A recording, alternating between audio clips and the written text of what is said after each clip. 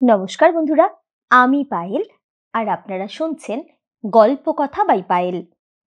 আজকে আমি আপনাদের শোনাবো পৃথিবীর অন্যতম এক কালো অধ্যায়ের গল্প। আজকের এই ফিচারের লেখক কালীপদ চক্রবর্তী। গল্পের পাশাপাশি এই ফিচারগুলি শুনতে আপনাদের কেমন লাগছে নিচে অবশ্যই কমেন্ট করে জানাবেন।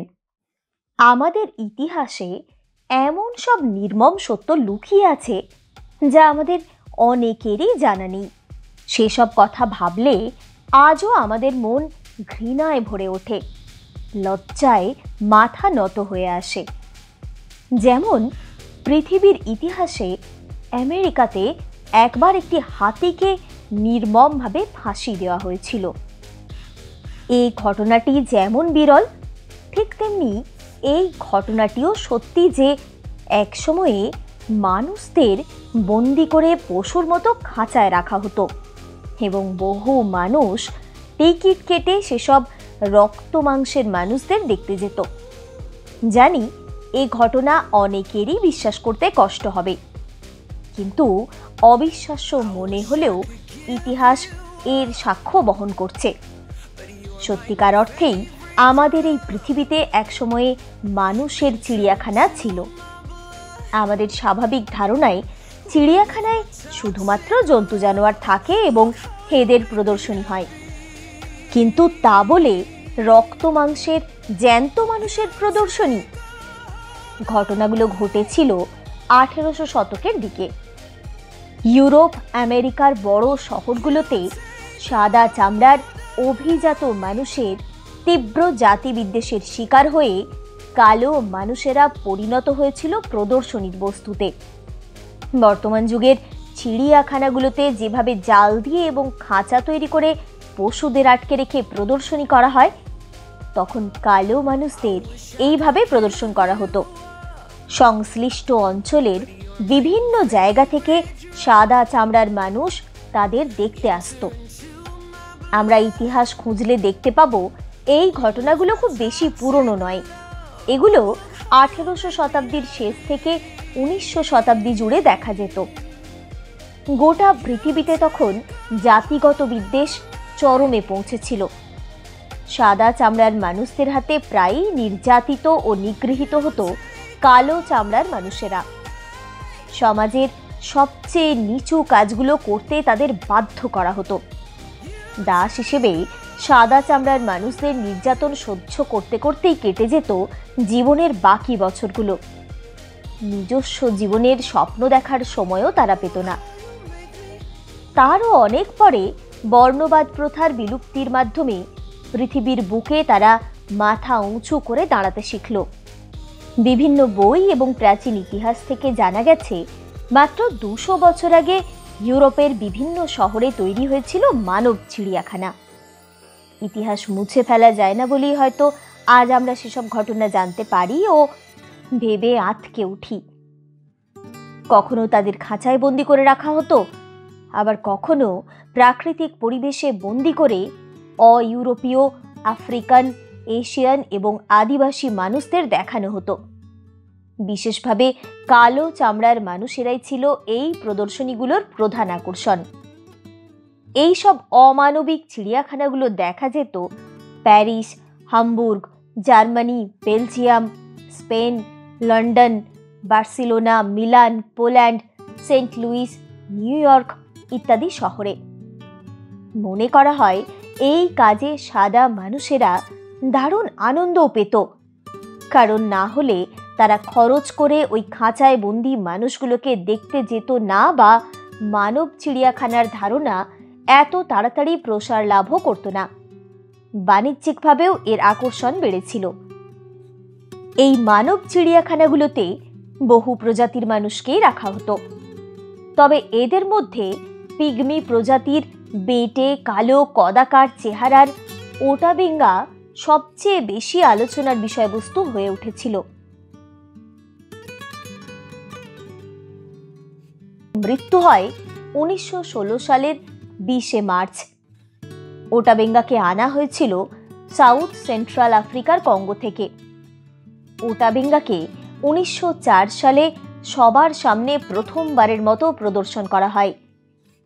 সেবার মিসৌরির সেন্ট লুইসে একটি জাতিগত লুইসিয়ানা রপ্তানি প্রদর্শনীতে ওটা বেঙ্গাকে দেখানো হয়। এরপর 1906 সালের ব্রোঙ্কস জুর বিতর্কিত মানব চিড়িয়াখানায় তাকে প্রদর্শন করা হয়। বেঙ্গা মূলত একজন আফ্রিকান দাস ছিলেন। মৃত্যুর আগে পর্যন্ত অনেক প্রদর্শনীতে সেরা আকর্ষণ হিসেবে সাদা মানুষদের সামনে তুলে ধরা হয়েছিল ওটা বেঙ্গাকে। স্যামুয়েল ফিলিপ নামে একজন অভিযাত্রী তাকে মুক্ত করেন। ফিলিপ বিভিন্ন প্রদর্শনীর জন্য আফ্রিকান মানুষ সরবরাহের কাজ করতেন। বেঙ্গা ফিলিপের সঙ্গে আমেরিকা ভ্রমণও করেন। এর বাইরেও বেঙ্গা একাধিক প্রদর্শনীতে অংশগ্রহণ করেন। বেঙ্গাকে যখন ব্রোঙ্কস জুতে প্রদর্শনী করা হয় তখন সবচেয়ে বেশি গন্ডগোল ছড়িয়ে পড়ে চারিদিকে। বিতর্ক দেখা দেয় নানা সমাজে। সেখানে বেঙ্গাকে মুক্ত করে দেওয়া হয়। তাকে জোর করে বাঁদরের মতো লাফালাফি করতেও বাধ্য করা হতো। এমনকি তাকে বাঁদরের খাঁচায় রেখে প্রদর্শন করা হতো। সকলের সামনে বেঙ্গাকে উপস্থাপনের আগে তার কোলে বাঁদর বা হনুমান প্রজাতির বাচ্চাকে তুলে দেওয়া হতো এবং এর ফলে পৃথিবীব্যাপী এক আলোড়নের সৃষ্টি হয়। এরপর শেষ জীবনটা বেঙ্গা আমেরিকার ভার্জিনিয়াতেই বসবাস করেছেন। সবচেয়ে অদ্ভুত হলো প্রদর্শনীর সময় এই ধরনের মানুষদের জলচর প্রাণীর মতো জলের ভিতর রাখা হতো আর সেখানে বিচিত্র ভঙ্গিতে লাফালাফি করতে বাধ্য করা হতো। শুধু তাই নয়, কিছু কিছু প্রদর্শনীতে তো তাদেরকে নগ্ন থাকতেও বাধ্য করা হতো। সবচেয়ে আশ্চর্যের বিষয় হলো যাদের প্রদর্শিত করা হতো তারাও যেমন মানুষ ছিল, যারা তাদের এই ঘৃণ্য কাজ করতে বাধ্য করত তারাও মানুষই ছিল। এক কথায় বলতে গেলে বলা যেতে পারে শ্রেণী বৈষম্যের চূড়ান্ত শিকার সেই মানুষগুলোকে জোর করে আটকে রাখা হতো। তাদের ইচ্ছে অনিচ্ছের কোনো মূল্যই ছিল না। কেউ প্রতিবাদ করলে বা আপত্তি করলে তার ভাগ্যে জুটত নির্মম নির্যাতন। এসব বন্দীদের বিভিন্ন সময়ে বিশ্বের বিভিন্ন অঞ্চল থেকে ধরে আনা হতো। তবে এই ভয়ঙ্কর কাজটির সঙ্গে বেশিরভাগ ক্ষেত্রেই সাদা চামড়ার মানুষদের হাত ছিল বলে জানা যায়। অবশ্য এই কথাও জানা যায় যে কেউ কেউ আবার অল্প কিছু মজুরির বিনিময়ে প্রদর্শনীতে অংশ নিতে রাজি হয়ে যেত। তবে যথারীতি সেই মজুরির পরিমাণ ছিল তুলনামূলকভাবে অনেক কম। অধিকাংশ ক্ষেত্রেই এদের সঙ্গে খুব নিষ্ঠুর ব্যবহার করা হতো। তাদের ঠিকমতো খাওয়ার বা থাকার ব্যবস্থাও ছিল না। তাদের সব সময় দাবিয়ে রাখার জন্যই এরকম ব্যবহার করা হতো। প্রদর্শনীর আয়োজকেরা জানতো যে বন্দি মানুষটিকে যত বেশি কিম্ভূত কিমাকার দেখতে হবে তাকে দিয়েই তত বেশি আয় করা সম্ভব হবে, টিকিট বেশি বিক্রি হবে তাকে দেখতে। তাই বন্দীদের দেখাশোনার কোনো প্রয়োজনীয়তাই তারা বোধ করতেন না। এর ফলে দেখা যেত প্রদর্শনীতে ঢোকার কিছুদিনের মধ্যেই কালো মানুষেরা অধিকাংশই অসুস্থ হয়ে পড়তেন বা মারা যেতেন। তখন সেই শূন্যস্থান পূরণের জন্য নতুন কাউকে তুলে আনা হতো বা ভাড়া করে আনা হতো। শুনলে আরও অবাক হবেন যে 1833 সালের এক আন্তর্জাতিক ঔপনিবেশিক মানুষ রপ্তানি প্রদর্শনীতে সুরিনামের স্থানীয় মানুষদের প্রদর্শন করা হয়। সেটি অনুষ্ঠিত হয়েছিল আমস্টারডামে। কিছু কিছু প্রদর্শনীতে বেশি লাভের আশায় কালো চামড়ার নারীদের প্রদর্শনীতে নগ্নভাবে উপস্থাপন করা হতো। এতে টিকিট বিক্রিও বেশি হতো। একটি পরিসংখ্যান থেকে জানা যায় 1931 সালে পার্সিয়ান আন্তর্জাতিক মানব চিড়িয়াখানার এক প্রদর্শনীতে 6 মাসে প্রায় 34 মিলিয়ন লোকের সমাগম ঘটেছিল। মাঝে মাঝে ভেবে আশ্চর্য লাগে যে আজও কি আমরা এর থেকে খুব বেশি দূরে সরে আসতে পেরেছি। আমাদের চিন্তাধারার সত্যিই কি কোনো আমূল পরিবর্তন হয়েছে? আমরা চিড়িয়াখানায় গেলে বাঁদর বা হনুমানের খাঁচার সামনে গিয়ে যেমন ব্যবহার করি, আগেকার সাদা মানুষগুলো কিন্তু প্রায় সকলেই ওই কালো মানুষগুলোর সঙ্গে পশুর মতো ব্যবহার করত। সে সময়ে মানব চিড়িয়াখানার ধারণাটি অভিনব এবং দর্শনার্থীদের বিপুল চাহিদার কারণে খুব তাড়াতাড়ি সারা বিশ্বে ছড়িয়ে পড়ে। তাছাড়া এটি সে সময়ে এক লাভদায়ী ব্যবসা হিসেবে দেখা দিয়েছিল। তাই এই প্রদর্শনীগুলোর চাহিদাও বেড়ে গিয়েছিল প্রচুর পরিমাণে। এর চাহিদা এতই বেড়ে গিয়েছিল যে বিশ্বের বিভিন্ন প্রান্তে এর চর্চা শুরু হয়ে যায় এবং অভিজাত সাদা চামড়ার মানুষদের পাশাপাশি অনেক বড় ব্যবসায়ীও এই উদ্যোগের সঙ্গে যুক্ত হয়ে এই ব্যবসা শুরু করে দেন।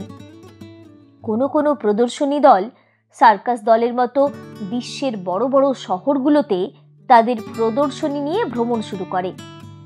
একে প্রদর্শনী না বলে অবশ্য ভ্রাম্যমাণ চিড়িয়াখানা বলাই ঠিক হবে। প্রচুর মানুষ দলে দলে দেখতে আসতো এসব কালো মানুষদের। এসব প্রদর্শনীর সাফল্যও ছিল ঈর্ষণীয়। উদ্যোক্তারা তখন থেকেই কালো মানুষদের সঙ্গে এ ধরনের আচরণের বিষয়টিকে জাতিগত প্রদর্শনী বলে চালিয়ে দিত। জানা যায় 1874 সালে কার্ল হ্যাগেনব্যাক নামের একজন জার্মান ব্যবসায়ী স্যামন এবং স্যামি নামের প্রজাতির মানুষদের নিয়ে একটি প্রদর্শনী করার উদ্যোগ নিয়েছিলেন। কার্ল হ্যাগেনব্যাক ছিলেন একজন বন্যপ্রাণী সরবরাহকারী এবং ইউরোপের বিভিন্ন চিড়িয়াখানার উদ্যোক্তা ব্যবসায়ী। সে সময়ে এই প্রদর্শনীটির নাম দেওয়া হয়েছিল পিওরলি ন্যাচারাল এবং এই প্রদর্শনীটি সাদা মানুষদের মধ্যে দারুণ সাড়া জাগিয়েছিল। হ্যাগেনব্যাক 1876 সালে তার একজন সহযোগীকে পাঠিয়েছিলেন মিশরের সুদানে। সেখান থেকে কিছু বন্য পশু এবং নুবিয়ান আদিবাসীদের নিয়ে আসার জন্য। এই নুবিয়ান অধিবাসীদের নিয়ে হ্যাগেনব্যাকের প্রদর্শনী সাফল্য লাভ করে। এই নুবিয়ান আদিবাসীদের নিয়ে তিনি যে প্রদর্শনীর আয়োজন করেছিলেন তা ইউরোপ থেকে শুরু করে প্যারিস, লন্ডন এবং বার্লিনেও প্রদর্শিত হয়। এরপর থেকে শুরু হয়ে যায় কালো মানুষদের নিয়ে প্রদর্শনীর রমরমা ব্যবসা। 1877 সালে প্যারিসের একটি উদ্যানের তৎকালীন পরিচালক ছিলেন জিওফ্রে ডি সেইন্ট হিলারি। তিনি সিদ্ধান্ত নিয়েছিলেন তার প্রতিষ্ঠানের উদ্যোগে নুবিয়ান এবং ইনুইট মানুষদের নিয়ে দুটি প্রদর্শনীর আয়োজন করার। সবচেয়ে আশ্চর্যের বিষয় হলো সে বছর সেই উদ্যানের দর্শনার্থীর সংখ্যা বেড়ে প্রায় দ্বিগুণ হয়ে গিয়েছিল। এর ফলে উদ্যোক্তাদের উৎসাহ আরও বেড়ে যায়। চলতে থাকে প্রদর্শনীর রমরমা ব্যবসা।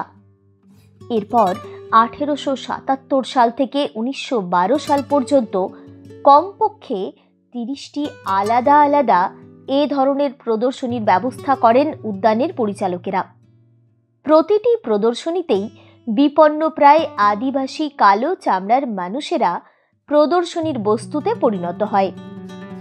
পার্সিয়ান বিশ্বমেলা অনুষ্ঠিত হয় 1878 এবং 1889 সালে এবং সবচেয়ে দুঃখের ব্যাপার হলো সেখানেও অন্যতম আকর্ষণ ছিল এই ধরনের প্রদর্শনী।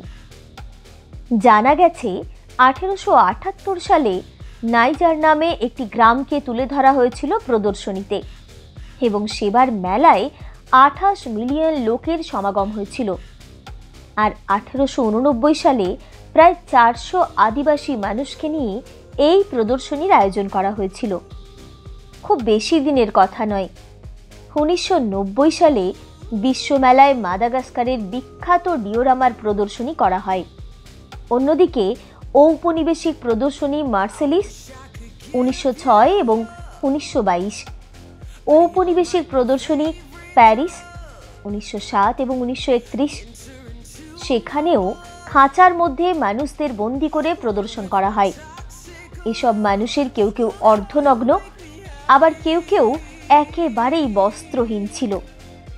শুধুমাত্র আফ্রিকানরাই নয়, বিভিন্ন দেশের আদিবাসীদের এভাবে খাঁচায় বন্দি করে প্রদর্শনীতে রাখা হতো।